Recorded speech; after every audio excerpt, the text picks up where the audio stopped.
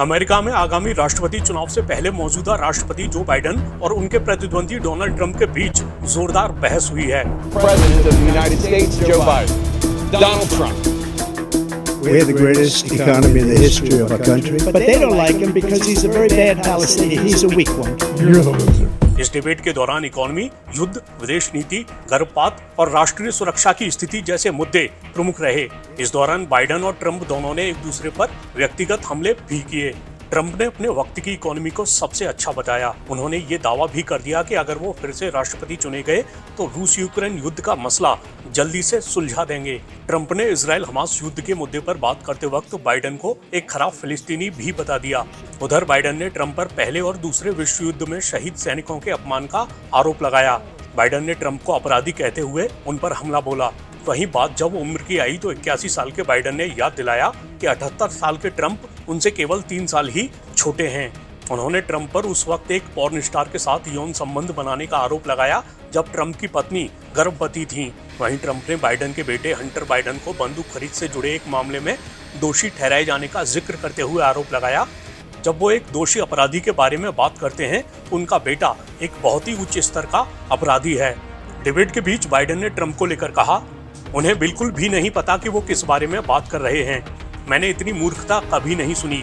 ये वो व्यक्ति है जो नाटो से बाहर निकलना चाहता है। वहीं ट्रंप ने बाइडेन की आव्रजन नीतियों की आलोचना करते हुए आरोप लगाया, इससे देश असुरक्षित हो गया है। चलिए अब आपको सीधे इन दोनों की बहस के कुछ बड़े पल दिखा देते हैं। We're the greatest economy in the history of our country. We have never done so well. Everybody was amazed by it. Other countries were copying us. We got hit with COVID, and when we did, we spent the money necessary so we wouldn't end up in a Great Depression, the likes of which we had in 1929. By the time we finished, so we did a great job. We got a lot of credit for the economy, a lot of credit for the military, and no wars, and so many other things. Everything was rocking good. I was recently in France for D-Day, and I spoke all about those heroes that died. I went to the World War II cemetery. World War I cemetery he refused to go to. He was standing with his 4-star general, and he told me, he said, I don't want to go in there because they're a bunch of losers and suckers. My son was not a loser, was not a sucker. You're the sucker. You're the loser.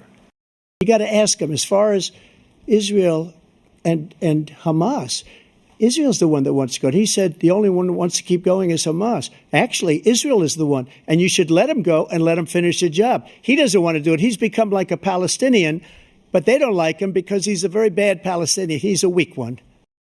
It should have never happened. I will have that war settled between Putin and Zelensky as president-elect before I take office on January 20th. I'll have that war settled. People being killed so needlessly, so stupidly, and I will get it settled, and I'll get it settled fast before I take office. The only person on this stage is a convicted felon is the man I'm looking at right now. And the fact of the matter is, what he's telling you is simply not true. The fact is that there was no effort on his part to stop what was going on up in Capitol Hill. And all those people, every one of those who were convicted, deserves to be convicted.